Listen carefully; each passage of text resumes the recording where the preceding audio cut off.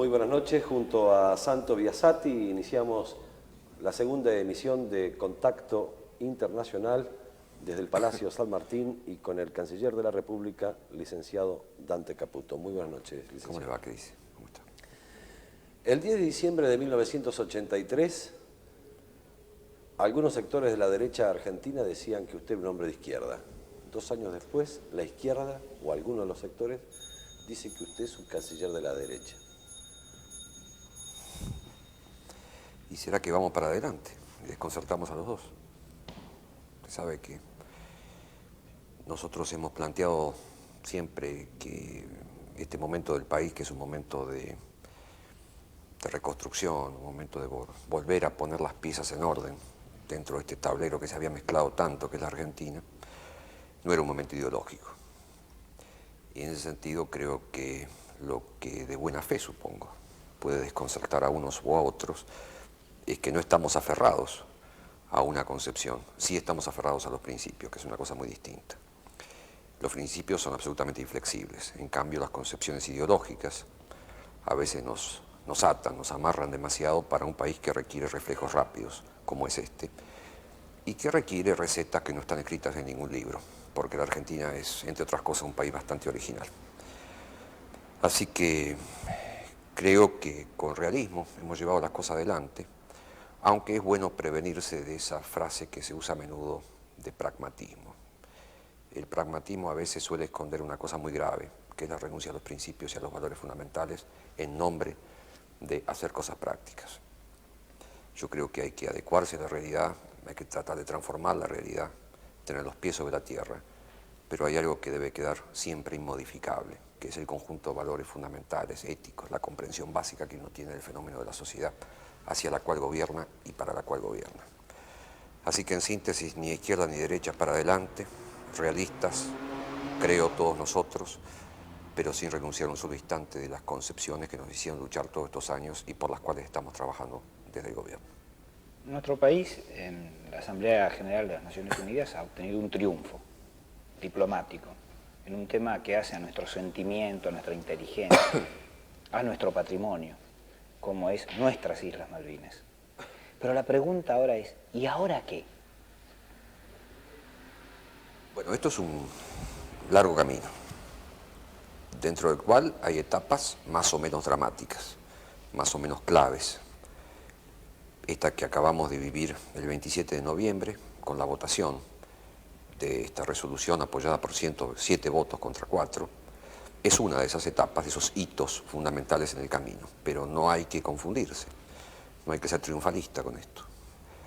Hay que simplemente reconocer que este es un instrumento más dentro de un conjunto de instrumentos que debemos ir fabricando y construyendo en estos años. Usted sabe que es muy difícil intentar una negociación cuando el otro lado, cuando el socio de la negociación no quiere sentarse a discutir. Entonces, el camino consiste en mostrar fundamentalmente dos cosas. Una, hacia la opinión pública internacional, que es quién tiene la razón y quién actúa con flexibilidad. Y creo que esto que hemos hecho durante 2 años dio sus frutos el 27 de noviembre pasado en la Asamblea General. La otra, hacer que esta misma sensación vaya dominando y entrando en la opinión pública interna británica, para que de alguna manera el tema Malvinas esté presente dentro de los temas, dentro de la discusión, dentro del debate político interno del Reino Unido. Creo que este otro objetivo también fue alcanzado. En definitiva, no hay que ser triunfalistas. Este es un paso que salió muy bien, por suerte, pero quedan muchos otros por dar. Es difícil tratar de modificar una posición tan inflexible y dura como la del gobierno conservador. Esto se va a lograr de a poco, actuando sobre 2 frentes, el frente internacional y el frente interno británico. Para decir que, en definitiva, habría que esperar una elección en el Reino Unido, donde sea derrotado en las urnas el gobierno conservador. Bueno, ese es una de las posibilidades, pero eso no significa en absoluto que nosotros dejemos el tema de lado esperando que eso suceda, porque fíjese que uno de los objetivos que probablemente tenga el gobierno actual del Reino Unido es que este tema de Malvinas caiga, que se descomprima, que pase a ser secundario. Si eso sucediera, entonces se consolida la actual situación de statu quo, es decir, la actual usurpación y dominación británica sobre las islas. Este es un tema que hay que mantener en el aire permanentemente. Nuestra estrategia está basada en eso, hacer que no decaiga, que la opinión internacional, nacional argentina y nacional británica estén atraídos por el tema y que por lo tanto sea una cuestión que es central en el país, en Gran Bretaña y en la comunidad internacional. Este es un objetivo básico para nosotros. Canciller, ¿qué importancia le da usted al haber quebrado en esta última votación el bloque de la Comunidad Económica Europea? Y me parece que es muy importante. Me parece muy importante porque es un reducto de solidaridad muy fuerte. Fíjese que el sistema de solidaridades de la comunidad es muy grande, muy alto. ¿Hasta qué punto tiene que ser justa la causa nuestra? ¿Hasta qué punto razonables las posiciones de Argentina y de los países que nos apoyan? Que esa solidaridad en este caso no funcionó. Usted sabe que el gobierno británico ejerció presión, y una activa presión, sobre los gobiernos europeos, pero tal era la fuerza de los argumentos que fueron desarrollados en la Asamblea que esos países no pudieron, en última instancia, oponerse a la razón de los argumentos. Le doy una importancia capital. Vamos a otro tema donde usted parece que sí que está preocupado.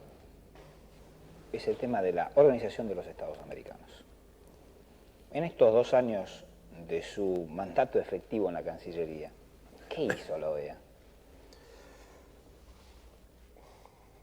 Bueno, yo trato de ser prudente, ¿no? Aunque... Usted es el canciller, yo soy Sí, periodista. las ganas de no ser prudente a veces me vienen, ¿no? Lo desborda. Claro, ¿sabe qué pasa? Todas estas organizaciones cuestan bastante plata. Esto no es lo más grave. Lo más grave es que tienen funciones muy importantes que cumplir. Y en ese sentido, en la medida en que deje de cumplir esas funciones, se deja de avanzar, se deja de progresar, se deja de producir todo lo que esta Latinoamérica puede hacer. Por cierto que la OEA hace cosas y hace cosas importantes, pero no todas aquellas que debería en realidad hacer. Fíjese, el problema de la deuda no pasó por la OEA y es un tema que conmociona a toda América Latina. El tema de contadora, seguramente vamos a charlar después un rato de esto, que hace peligrar la estabilidad política, militar de este continente, no pasó por la OEA. El tema del proteccionismo europeo no está en la OEA. El tema de los subsidios que la Comunidad Económica Europea da a sus productos primarios que compiten deslealmente con lo nuestro y que hace que Latinoamérica en su conjunto esté perdiendo miles de millones de dólares por esos subsidios, no ha tenido una respuesta útil, práctica y fuerte por parte de la OEA. Usted sabe, hay otra organización que se llama la Cuenca del Plata, que es una organización que reúne a la Argentina, al Uruguay, a Brasil, a Paraguay y a Bolivia, 5 países, para coordinar los esfuerzos sobre probablemente la zona más rica en recursos hidráulicos del mundo. En esta zona, precisamente, se hicieron las represas hidroeléctricas más importantes del mundo en los últimos años. Itaipú, la más grande, actualmente Yacyretá, y muchas otras de menor importancia. Ninguna de esas pasó por Cuenca del Plata. Es como si las instituciones fueran creadas con una gran visión de para qué son necesarias, para qué hacen falta, y después se van despegando, se van yendo. ¿Lo vence la burocracia? Son autocontenidas, se justifican a sí mismas, y la realidad va para otro lado. Entonces no, hay que volver a juntar la realidad y las instituciones, porque estas instituciones son necesarias. En ese sentido, la OEA tiene que volver a encontrarse con el mundo que la creó. Tiene que volver a satisfacer a los pueblos que alguna vez en 1948, allá en Bogotá, clamaron, y esa es la palabra, clamaron por la Organización de Estados Americanos.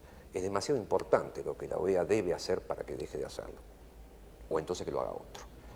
Yo creo que lo que sucedió en Colombia estos días es muy útil. Se mejoró el instrumento, se mejoró la carta de la organización, se perfeccionó. La duda ahora es que la realidad debe volver a la OEA y si no vuelve el instrumento no tiene demasiado sentido. Es como si construyéramos un magnífico hospital y después nos falta el paciente. Bueno, traigamos el paciente a la mesa de operaciones, ahora que tenemos... ¿Este nuevo estatuto permitiría la incorporación o la reincorporación de Cuba? Este nuevo estatuto y el antiguo permitía la incorporación de Cuba, ¿no? Esto es una cuestión cuestión aparte totalmente. Fueron sanciones aplicadas por la organización. Que no se ha modificado. Que no se ha modificado, ¿no? Y no hay miras de modificarlo. No parece. O sea, no contaría con la adhesión No los podría votos yo necesarios. prejuzgar acerca de la situación de un eventual pedido por parte de Cuba, pero por el momento, digamos, el tema no estuvo presente en la reunión esta. Si este instrumento fracasa, ¿qué lo van a reemplazar? ¿Organismos como la Cuenca del Plata o estas reuniones que tiene usted con los cancilleres de Uruguay y Brasil? Porque muchas veces no criticamos a los demás, canciller, pero es difícil ponernos de acuerdo entre nosotros mismos. No, mire, el asunto es así.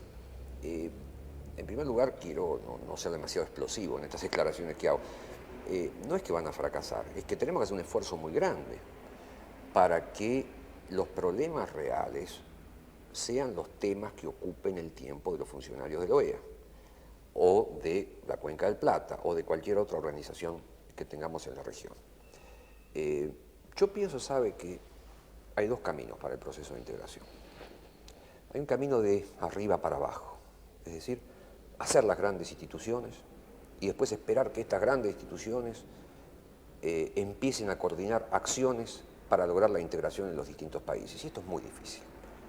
Las instituciones nacen de una necesidad y cristalizan una acción que ya vienen desarrollando los países. Es muy difícil imponer desde la institución el proceso de integración. Hay otro camino, que consiste en que cosas como Contadora, el grupo de Cartagena sobre deuda, otros sobre comercio, otros sobre tecnología, vayan construyendo una red entre los distintos países que después se expresen de una forma más compleja que la institución. En dos palabras, de arriba para abajo, de la institución a los países, aparecen muchas dificultades, se pierde la voluntad política y la maraña burocrática suele esterilizar los esfuerzos.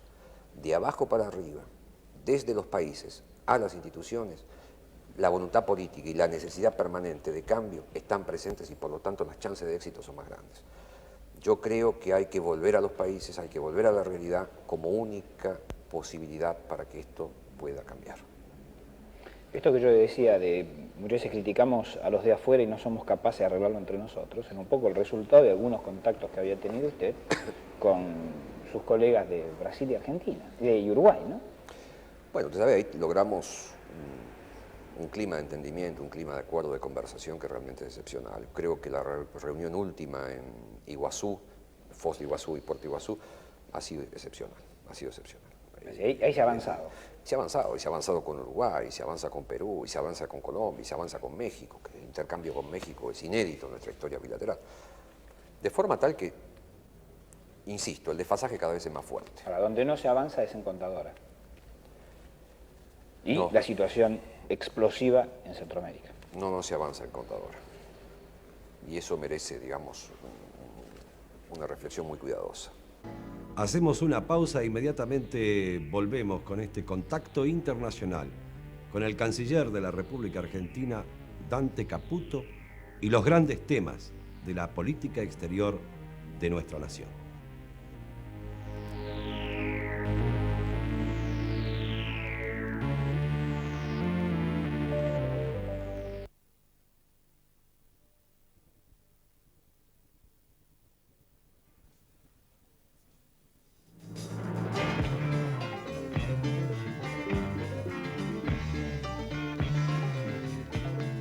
Vamos a seguir repasando con el canciller Dante Caputo los temas fundamentales en esta parte del continente latinoamericano.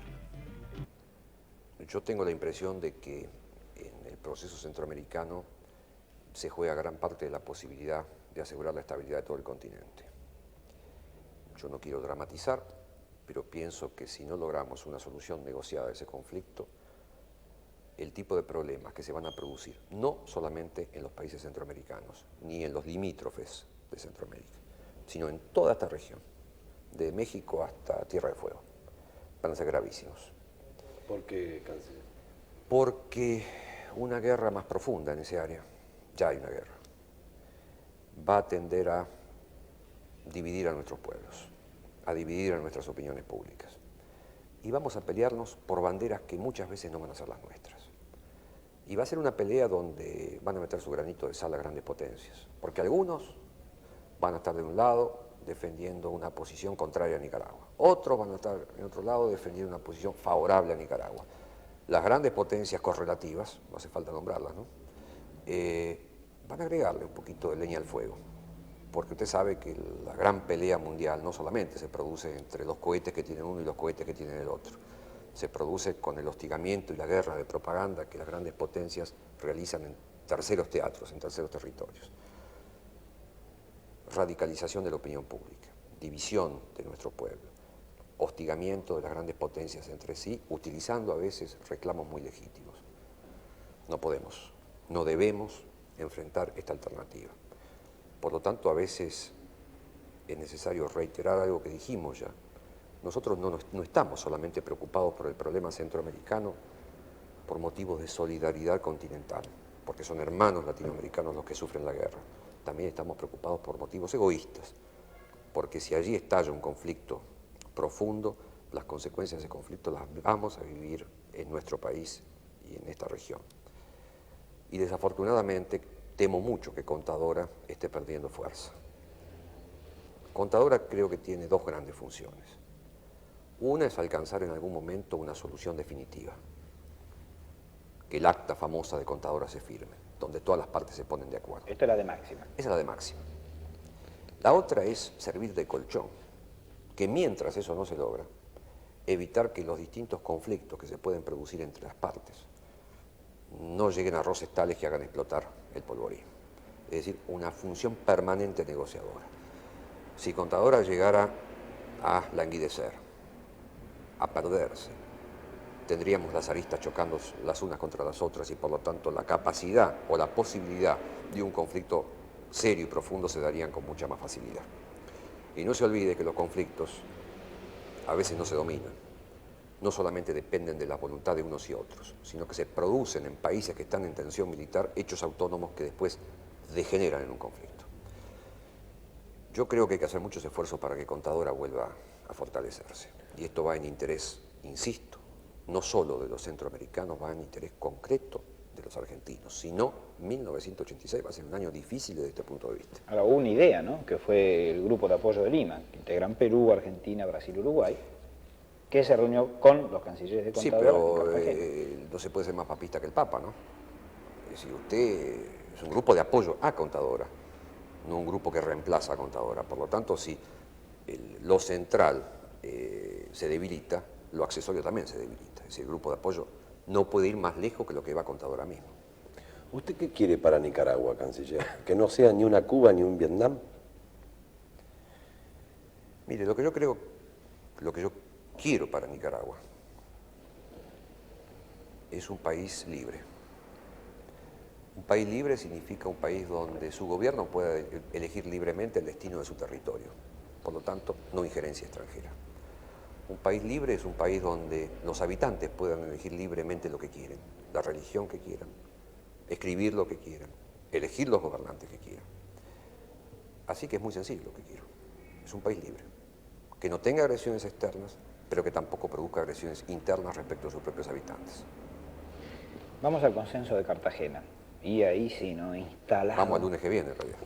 Claro, usted va a esta reunión en Montevideo, de 2 días. Lunes y martes. Y está instalado allí el tema de la deuda externa, que es realmente el cáncer de estos días entre nosotros.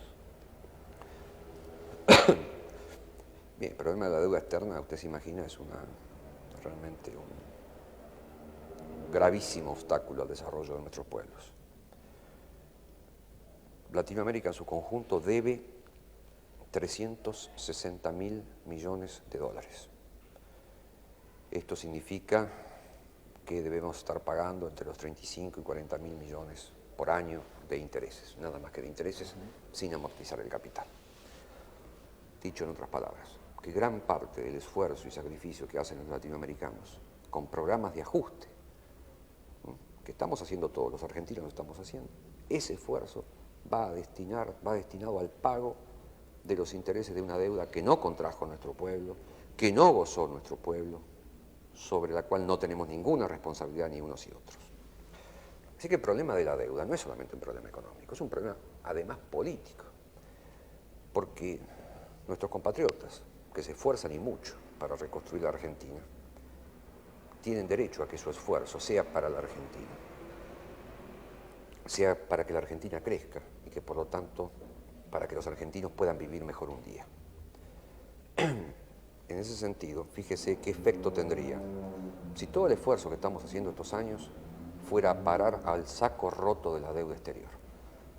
¿Qué significaría para usted no tener aumento de salario el mes que viene? Y no se imagina lo que ya significa. Si sabe que ese aumento de salario, no es para que dentro de 1 año o 2 años usted tenga una economía más estable, más segura, en la cual sus condiciones de bienestar no sean ilusorias, sino que estén bien amarradas sobre la tierra, sino que ese sacrificio suyo, personal, o de cada uno que nos escucha, en realidad es para poder pagar a un acreedor extranjero que no nos dejó nada aquí. Esto es muy difícil, porque ciertamente hay una responsabilidad del Estado argentino cuando se contrajo esta deuda que no podemos eludir, y por eso es que nosotros afirmamos que hay que pagar la deuda. Pero no se puede pretender estabilidad política sin crecimiento, no se puede pretender austeridad sin crecimiento, y no se puede pretender crecimiento si el problema de la deuda, de una u otra manera, no está resuelto. Dicho de otra forma, de la adecuada y buena resolución del problema de la deuda depende, por cierto, el crecimiento económico, pero también depende la estabilidad política, es decir, la democracia, que por suerte ahora inunda Latinoamérica.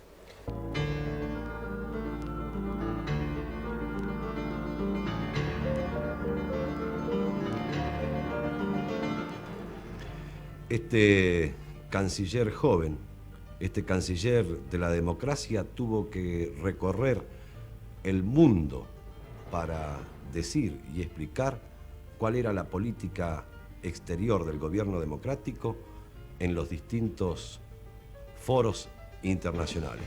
De estos temas, en un instante vamos a volver a hablar con el canciller Dante Caputo en esto que es Contacto Internacional.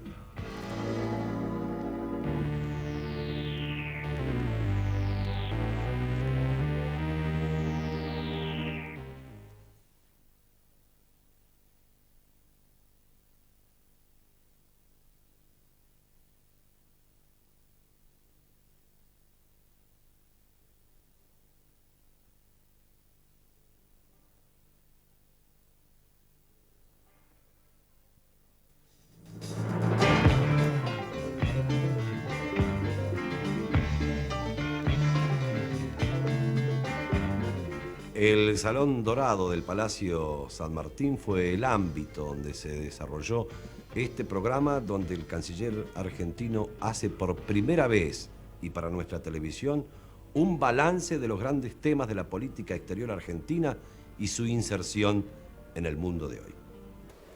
El domingo pasado, Su Santidad ha hecho también una reflexión sobre el problema de la deuda externa argentina. ¿No se escucha? Bueno, yo creo que ha habido una respuesta, que es el Plan Baker. ¿Alcanza? Creo que no. Creo que es una respuesta parcial. Enhorabuena que la haya habido, pero que no resuelve todos los problemas. Recién poníamos el tema en términos de crecimiento. Lo importante es crecer y por lo tanto vivir mejor. ¿Y cómo se crece? ¿De dónde salen los recursos para crecer? Hagamos la cuenta.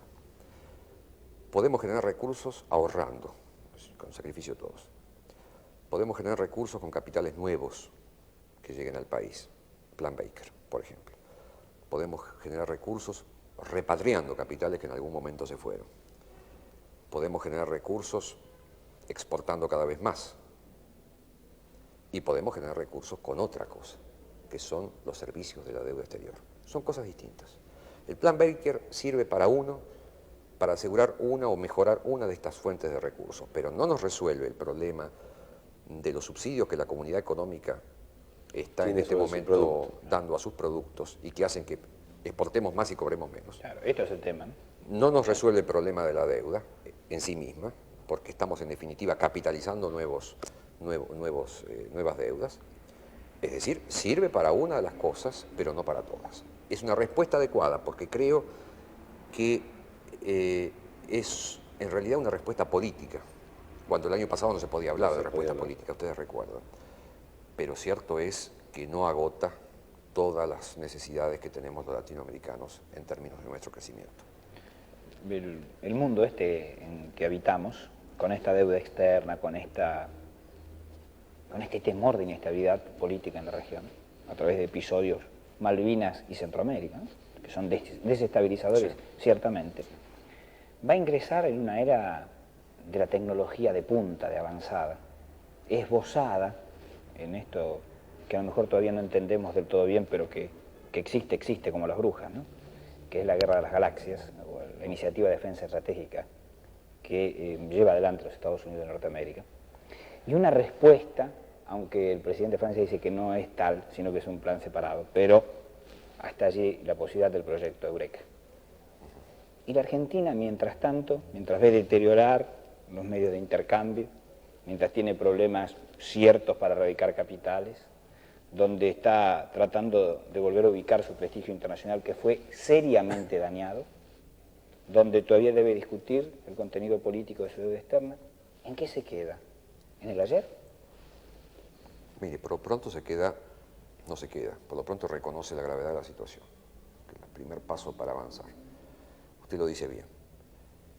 Estados Unidos y Japón por un lado, los países europeos por el otro, van a pegar un gran salto hacia adelante en materia de desarrollo tecnológico.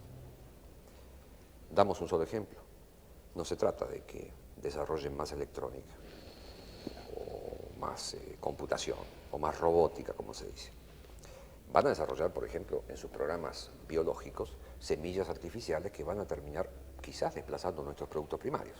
Es decir, no solo no vamos a recuperar terreno en aquellas cosas donde ya estábamos atrasados, sino que corremos el serio riesgo de perder terreno en aquellas producciones que eran tradicionalmente donde teníamos las mejores ventajas. Pero vamos a tener una diferencia en la grilla de largada, canciller. Sí, ya salimos atrasados, ¿no? Es como una pista de atletismo donde había un corredor ubicado aquí, otro acá y otro más atrás. El primero, Estados Unidos, ya salió corriendo. Los segundos, los europeos, miraron que salió corriendo y salió disparado también, plan Eureka. Y nosotros estamos viendo, ya no los vemos más, ¿no? Ya se fueron, pegaron la vuelta y ahí estamos parados meditando qué es lo que vamos a hacer. Alguien usó la palabra colonialismo tecnológico y no es del todo exagerada. Si nosotros no damos respuesta a este salto tecnológico que se va a producir, es probable que el siglo XXI esté marcado por la idea del colonialismo tecnológico. No va a hacer falta ocupar los territorios. Tal va a ser el grado de concentración del conocimiento y por lo tanto de nuevas formas de producción en los países centrales que nosotros vamos a estar afuera de este partido definitivamente. Así que esto es una lucha por la soberanía también. Esta es la lucha por la soberanía. ¿Y qué vamos a hacer para lograrlo? Bueno, estamos empezando a hacer algunas cosas, que es coordinando entre algunos países latinoamericanos qué forma de respuesta vamos a darle a esto. Hay dos formas de respuesta. Una es crear nuestro programa tecnológico propio, descansar sobre nuestras capacidades y nuestros recursos. La otra es combinar algo de nuestras propias capacidades con formas de asociación de algunas de las grandes iniciativas tecnológicas que hoy están. Ha habido reuniones hace un mes de los principales países latinoamericanos y de los responsables en esos países del área de ciencia y técnica. Nosotros hemos trabajado junto con los brasileños ahora en Foz de Iguazú sobre esta cuestión, estamos trabajando con los mexicanos también. Tenemos que resolver el camino, pero no hay demasiado tiempo que perder. Nosotros no podemos permitir que la brecha tecnológica sea grande de tal forma que sea imposible recuperarla. Hoy ya casi es imposible recuperarla. Una respuesta orgánica y sistemática de América Latina se hace cada día más imprescindible. Canciller, cuando nosotros le decíamos con Biasatti esto al presidente de Francia, admitía la posibilidad de la incorporación de Argentina a una conversación. Sí. Yo lo que he conversado con algunos países que forman parte del plan Eureka, es decir, el plan europeo, si bien no hay un acuerdo formal, no ven mal la posibilidad de que países en vías de desarrollo se incorporen en algunas áreas, ¿no? Pasa que esto habría que discutirlo mucho más cuidadosamente. Estados Unidos no quiere socios. Aparentemente no. Aunque los ingleses parece que están muy de acuerdo, ¿no?, con la Guerra de las Galaxias. Parece que sí, ¿no? Así que lo separaría un tanto de sus socios europeos. No, se separaron varias cosas. Por eso digo, se sigue acentuando la separación, ¿no? ¿Y Alemania también estaría mirando los dos proyectos? No, Alemania es parte fundamental del Plan Eureka. De Eureka. Usted sabe que el Plan Eureka fue una iniciativa franco-alemana, precisamente. Parece que no son solo las imputaciones que algunos le dicen los de derecha que usted es de izquierda y los de izquierda que son de derecha. Dicen que usted acepta siempre el diseño de la política exterior de los Estados Unidos. ¿Cómo? Antes, que usted acepta ¿Qué acepto qué cosa? el diseño, el perfil que le da Estados Unidos a su política quién? exterior. ¿A nosotros? ¿Sí? ¿Qué le parece? ¿Usted no escuchó nunca esto? No. Estoy desconectado últimamente. ¿Eh? Pero esto es una crítica que se le hace. Sí, debe ser así que iniciamos Cartagena y que formamos el grupo de apoyo a Contadora, seguramente. Porque antes, cuando usted asumió, decían que usted era el hombre de la French Connection. ¿Se acuerda de eso? ¿Eso sí lo oyó? Sí, yo me acuerdo. Sí. Ah, esto no. Bueno, está bien, entonces está dada su respuesta. ¿Cómo es el balance suyo de este año para la diplomacia argentina? Yo creo que hicimos algunas cosas, que hemos tenido éxitos razonables. Siempre quedan más cosas por hacer, pero me da la impresión de que hemos reconstruido en gran parte la imagen exterior de la Argentina, y este no es el balance de la diplomacia argentina, este es el balance de los argentinos. Una diplomacia no inventa un país que no existe. Y los que hacen el país son los 30 millones de habitantes que están adentro. Así que la imagen exterior no es un éxito de la Cancillería argentina, es un éxito de los argentinos, esto es fundamental saberlo. Si no se acuerda que durante el proceso, cómo les iba cuando querían crear una imagen que no se correspondía con la realidad. Y es importante ser respetado cuando usted llega a cualquier foro internacional. La opinión argentina es respetada. El presidente siempre dice que la Argentina no aspira a ser una potencia militar. Para que sea una potencia económica todavía falta un poco. Pero sí podemos ser una potencia moral, es decir, una potencia respetada por sus posiciones. Y permítame decirle que la moral no es algo abstracto, es algo que tiene sus réditos, algo que paga, porque un país pesa internacionalmente cuando es coherente. Hemos querido ser coherentes, creo que no hemos violado nunca ese principio. Hace poquísimos días, 2 o 3, se ha votado en Naciones Unidas en la Asamblea General, sobre la cuestión de derechos humanos. Y nosotros hemos dado nuestra opinión independientemente de cualquier esquema ideológico. Así es que cuando hemos considerado que un país violaba derechos humanos fundamentales, sea este país de Occidente o del Este, nosotros hemos dado nuestra voz de condena y así hemos votado favorablemente esas resoluciones. Creo que fortalecer esta imagen nacional, Argentina del exterior, fortalecer la coherencia internacional, asegurar la pacificación del país en sus fronteras, mostrar cómo la razón triunfa, y esto es el caso Malvinas, marchar paso a paso, pero con seguridad y con fuerza en los procesos de integración, no los burocráticos, los reales, los fundados sobre la voluntad política. Marchar juntos también en los grandes reclamos regionales, el problema de la deuda. Caminar unidos tratando de buscar soluciones a los problemas que nos angustian más, como es la cuestión del conflicto centroamericano. Que, bueno, creo que estas son las cosas en las cuales hemos trabajado este año.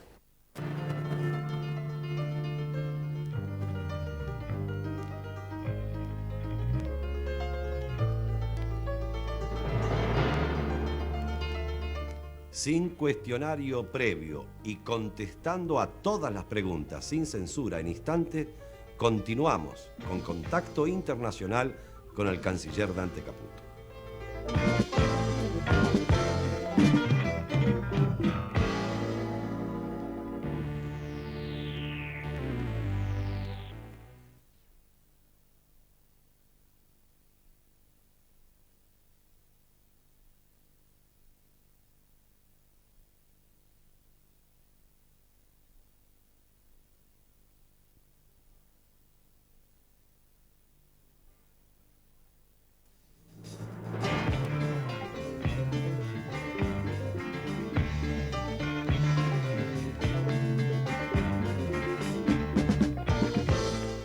Y continuamos junto con Santo Biasati dialogando con este canciller que es joven, inteligente, sagaz, reservado, como tiene que ser un hombre político en la diplomacia argentina. Le preguntamos de todo, contesta como él quiere.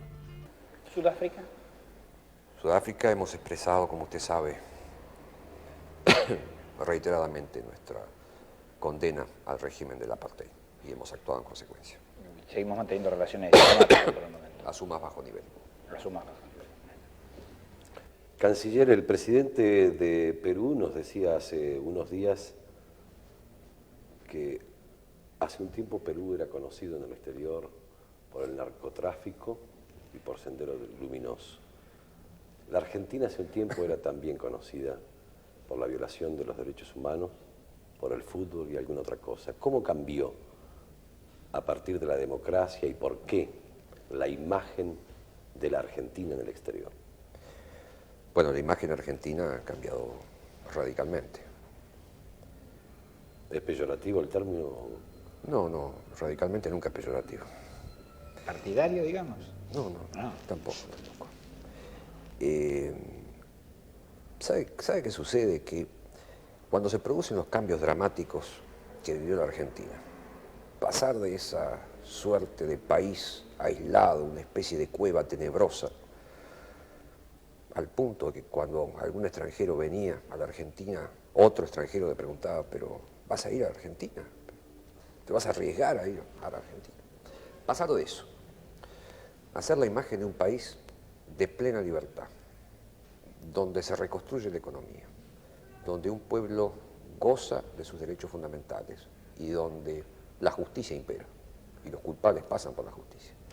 Esto no solamente da esperanzas a los argentinos, reconforta a la humanidad porque le da esperanza a cada uno respecto de sí mismo y respecto de su propio país.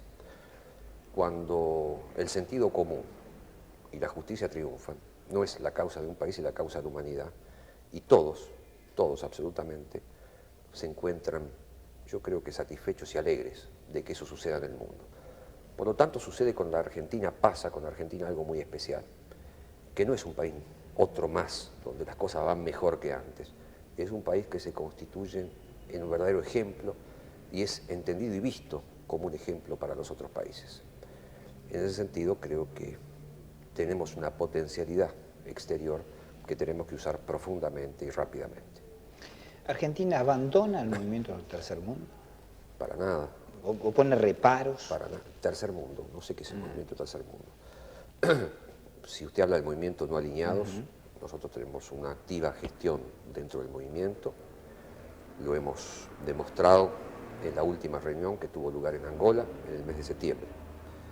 La posición de no alineamiento es una posición fundamental para la Argentina. Hace un ratito yo le contaba mi preocupación, nuestra preocupación sobre América Central y cómo eso podía repercutir dentro de nuestro país. Al decirle esto, le señalaba que las grandes potencias muchas veces se enfrentan no directamente, sino indirectamente en nuestros países. Y sucede entonces que estos países nuestros, sujetos a tantos problemas económicos y políticos, además tienen que sufrir el embate de esta especie de tenaza tremenda que se cierra sobre ellos, que es el enfrentamiento del este y del oeste, dicho en otras palabras, de los Estados Unidos y de la Unión Soviética. El no alineamiento, la posición del no alineamiento hace una causa fundamental de este tema, para evitar que el enfrentamiento de las grandes potencias, que la concepción estratégica global que unos y otros tienen, no se convierta en un impedimento más para la libertad de nuestros pueblos y para el desarrollo de nuestras naciones. Esto está en la filosofía más profunda del gobierno argentino y por lo tanto tenemos una posición militante y activa en el movimiento no alineados. Lo que sí no queremos es que esto, que es una justa causa, se convierta en una excusa para que el no alineamiento en realidad sea un movimiento que favorece a alguna de las dos superpotencias, porque entonces estaríamos manoseando algo que es muy caro y es muy importante para nuestros países. El movimiento no alineado fue creado para evitar esta tenaza de las grandes superpotencias. Quizás a lo largo de los años se desvirtuó un poco ese sentido. Nosotros trabajamos para que se vuelva ese sentido, que nos parece una causa fundamental de los países en vías de desarrollo. Canciller, ¿cuál es la lectura que usted hace, la lectura posterior a la reunión Reagan-Gorbachev? Me parece que es sumamente positivo lo que pasó allí. Creo que es una buena noticia para todo el mundo que las grandes potencias comiencen un proceso de distensión, y en el sentido que el fantasma de una guerra nuclear, de una guerra global, vaya desvaneciéndose, vaya perdiéndose. Por lo tanto, nos congratulamos todos de que ese diálogo comience y, por supuesto, esperamos que ese diálogo continúe. Pero vuelvo al argumento anterior. No todo el conflicto entre las grandes potencias se da arco a arco. También se da en el medio de la cancha. Así que mucho nos gustaría que en ese proceso de distensión también se ejerciera la distensión en esa guerra, vuelvo a utilizar la palabra, de propaganda y hostigamiento que juegan en la mitad de la cancha precisamente donde estamos nosotros. Algunos dicen que la última cumbre de Ginebra fue la Yalta del cielo. Bueno, no sé, no es para tanto, me parece. No le parece para tanto. No creo. ¿Usted cree que se llegará al control de la carrera armamentista? Es muy difícil prever esto, es un tema tremendamente complejo y delicado. Creo que hay un diálogo iniciado. Y como todo diálogo iniciado da esperanzas de pacificación. Esto es muy positivo, ya es motivo de regocijo, digamos. ¿Podemos hablar un poco de política nacional? Sí, ¿por qué no? No está prohibido, ¿no? No, prohibido creo no, ¿no? No. No, pues Sí, ni censurado tampoco. Como me ¿no? pide permiso, digo. Se comenta que que puede haber un pase de cartera.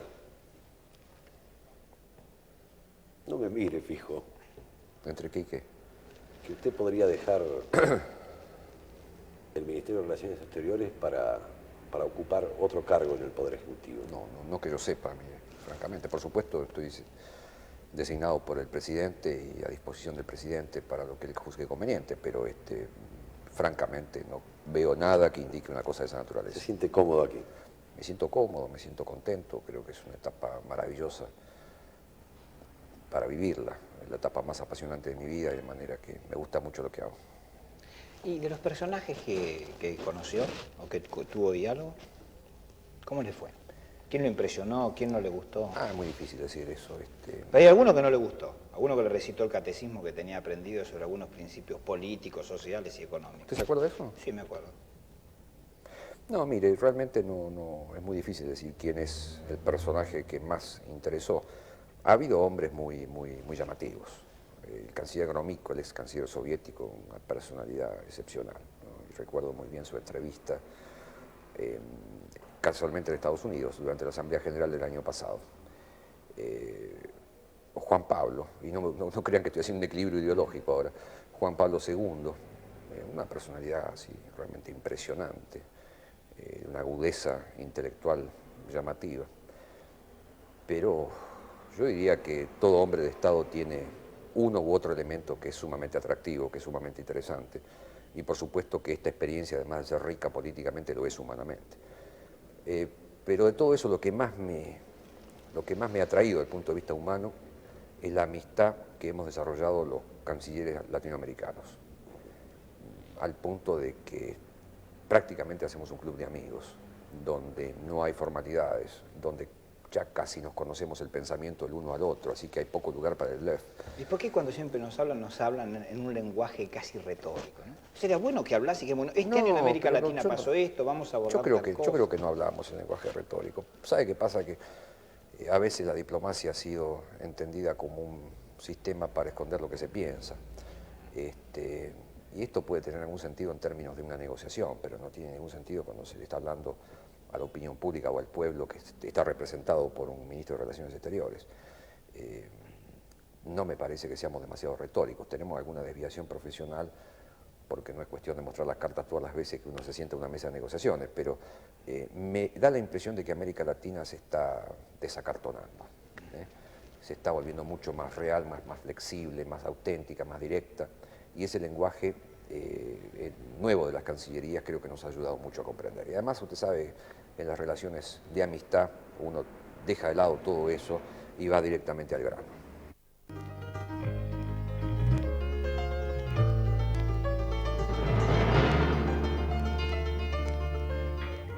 En instantes, la parte final de este contacto internacional con el canciller Dante Caputo.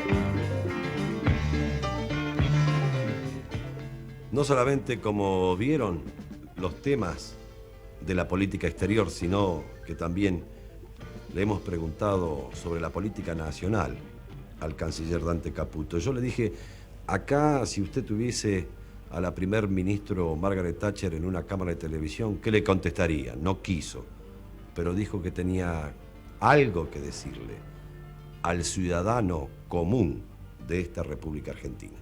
Continuamos en la última parte de Contacto Internacional con el canciller Dante Caputo junto a Santo Biasati.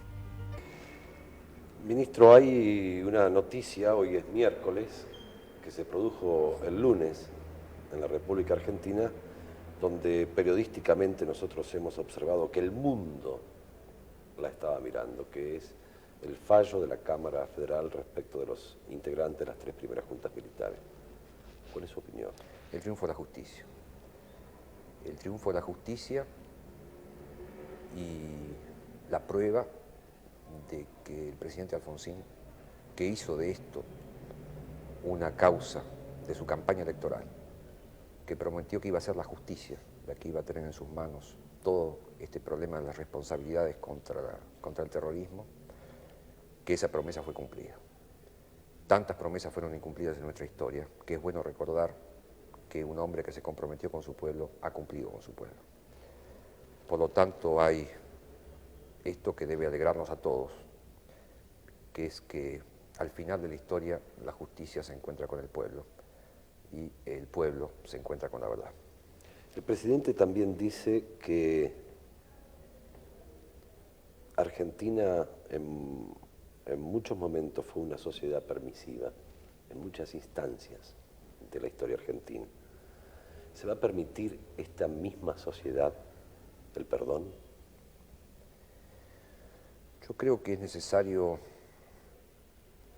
toda la fuerza de la justicia para asegurar el imperio de la verdad y la estabilidad de la democracia, pero que al mismo tiempo es necesario toda la fuerza de la prudencia, que usted sabe es una de las grandes virtudes del hombre político para asegurar la unidad nacional.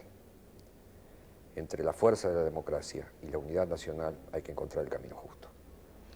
Concretamente, ¿cuáles van a ser los pasos de la diplomacia argentina en el año 86? Si tiene objetivos. Bueno, hay ciertamente varios objetivos. Uno es Malvinas y la continuidad con el tema Malvinas. ¿Usted cree que se podrá llegar a una reunión como la de Berna, por ejemplo? No sé. ¿No cree? Hoy, no sé.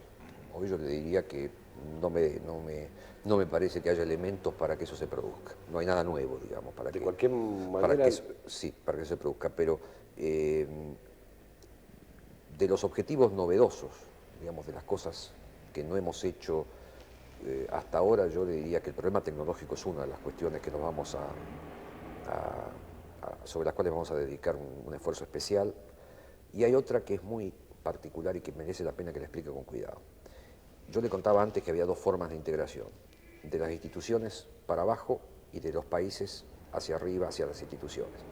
Venimos con toda esta experiencia de integración muy especial, que es el grupo de contadores, el grupo de apoyo, el grupo de Cartagena, etc. Y había un personaje literario de Molière, el señor Jourdan, que decía la obra de Molière, hacía prosa sin saberlo.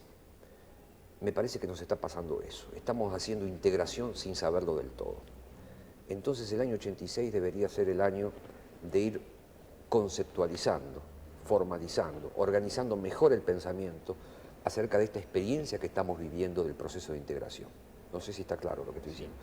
Estamos viviendo fenómenos relativamente aislados. Bueno, casi sin darnos cuenta. Casi sin darnos cuenta, siguiendo la voluntad política, siguiendo la necesidad de integración. Pero ahora tratemos de ordenar un poco el pensamiento sobre lo que está pasando. Hay que darle concepto político a esto. De armar un poco más la cosa, de pensar y definir más articuladamente, ordenadamente cuáles son los próximos pasos. Me parece que podemos hacer cosas importantes en materia de integración el año próximo. Cosas reales, cosas útiles y prácticas. Usted señala este objetivo, estos 2 objetivos, pero por ejemplo, comercio exterior va a pasar también por la Cancillería. Bueno, una parte por lo menos. Una parte. Sí, vamos a ver cómo ¿Y esta parte organiza. qué va a pasar con nosotros? ¿Qué es lo que hicimos mal lo que merece ser rescatado y en lo que hay que tener una idea, imaginación, ¿no? A esto me refiero. Mire, yo creo que el país tiene, precisamente por lo que conversábamos antes, una gran capacidad de penetración internacional. Es un país respetado, es un país admirado a veces, y esto crea condiciones de diálogo, por supuesto político muy buenas, pero también condiciones de diálogo económico. Yo creo que hay que utilizar a fondo esta potencialidad que hoy tenemos los argentinos, no solamente para el debate político, sino para comerciar y relacionarnos económicamente. En ese sentido, vincular la capacidad ofensiva política a la capacidad ofensiva comercial parece una necesidad evidente y es lo que vamos a tratar de hacer. Esto ha estado disociado hasta ahora, ¿no? No ha estado disociado porque obviamente tenemos una vinculación fuerte en las distintas áreas de gobierno, pero quizás haya que reunir la gestión. Usted sabe que uno va una vez a un país a visitar un canciller y si pudiésemos reunir la gestión política con la comercial, podríamos, yo creo, tener muchas más ventajas para y muchos más aumentar la resultados. capacidad de comercialización entre Latinoamérica, por ejemplo, que es bastante Y es baja. probable que tengamos que trabajar allí. Es probable que tengamos que trabajar allí. En el caso brasileño ha habido avances importantes. Con Uruguay ha habido ya avances importantes, con México también los ha habido, con Colombia estamos desarrollando un comercio muy bueno. Pero nos faltan otros muchos países hacia los cuales debemos dirigirnos. Y el otro problema del comercio es el problema de la Comunidad Económica Europea. Mire, un canciller amigo, no voy a dar el nombre, el otro día me contaba que su país recibió una oferta de la Comunidad Económica para vender carne a $450 la tonelada de carne. La Argentina la tiene que vender a 1.100, 1.200, que es prácticamente lo que le cuesta producirla. La Comunidad Económica que ofreció a 450 produce carne a $2.500 la tonelada. ¿Usted se da cuenta? Así que subvenciona prácticamente la venta a una quinta parte del precio. ¿Cómo? ¿Fue una venta a Rusia?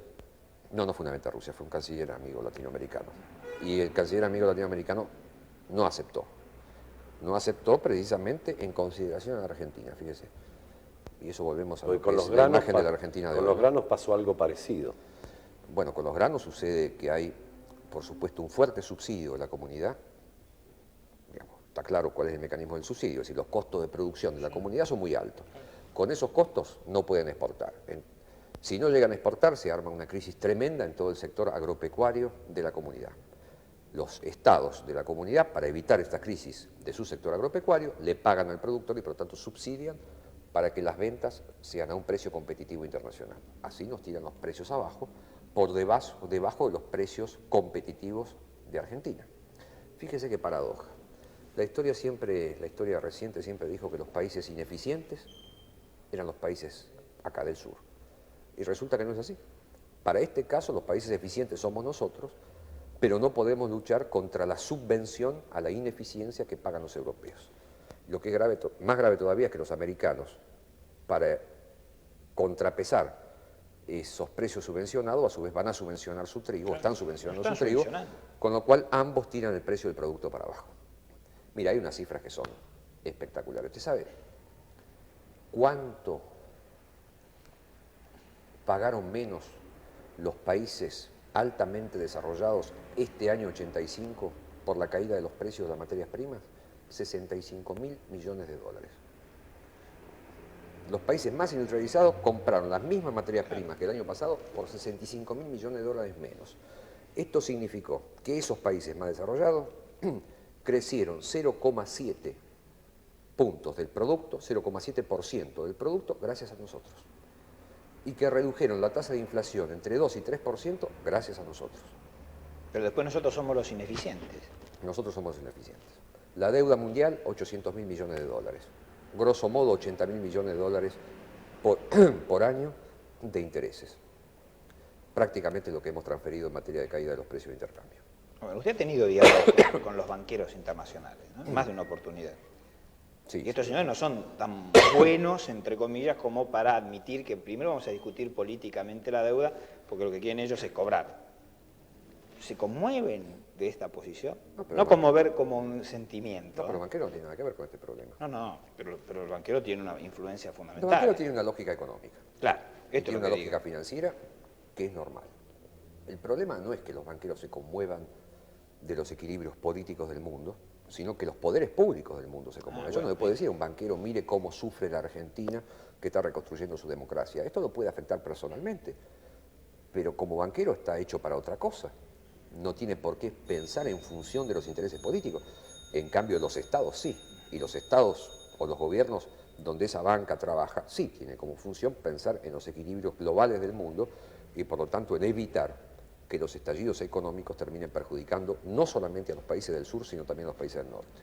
Digamos que este diálogo sí avanza, Ese con estos diálogo- países centrales. Ese diálogo ha comenzado a marchar, vamos a ponerlo así. Canciller, ¿cuál fue el día, el momento más tenso de su gestión? ¿Cuál el que le dio más satisfacción? Bueno, ha habido varios tensos, ¿no? La verdad sea dicha, pero la última votación de Malvinas, probablemente. Se le veía en la cara por televisión. ¿Y Beagle? No, Beagle fue distinto. ¿Por qué? ¿Sabe qué pasa? Que Beagle es un proceso mucho más lento, que no tiene un punto tan culminante. En cambio, Malvinas usted trabaja 6, 7 meses para llegar a un momento donde se sienta en la banca, se le prenden 2 tableros con colores que además yo no distingo, con lo cual aumenta mi angustia terriblemente, y en 10 segundos sabe el resultado. Por más que uno más o menos sepa cómo venían los tantos, ¿Lo sorprendió algún voto? es un momento duro, ¿no? ¿Lo sorprendió algún voto? Me sorprendió algún voto, sí. ¿Cuál dice usted? Israel, por ejemplo. Egipto, por ejemplo. No entiendo. que se abstuvieron. Sí, sí, no los entiendo. No los entiendo. El lunes la Cancillería hizo efectiva la resolución de la Asamblea, ¿no es cierto? Sí, sí. Hemos hecho bueno, como ustedes habrán leído en los diarios, hicimos un comunicado de prensa en la cual señalábamos que el Gobierno Nacional estaba dispuesto a iniciar las negociaciones con el Gobierno británico, tal como lo dispone la resolución 40/21 votada por la Asamblea el 27 de noviembre. Y comunicamos esto al Secretario General de Naciones Unidas. ¿Y qué le van a contestar? No, nosotros hicimos Estado público para que quede registrado. Pero dicen soberanía, ni hablar, ¿no? Sí, Sí. este gobierno. Ya vamos a hablar, no se preocupe. Ya vamos a hablar, Ya vamos con a otro hablar. gobierno. Ya vamos a ver, pero vamos a hablar sobre eso. ¿Y qué fue de lo que hizo que no está de todo satisfecho?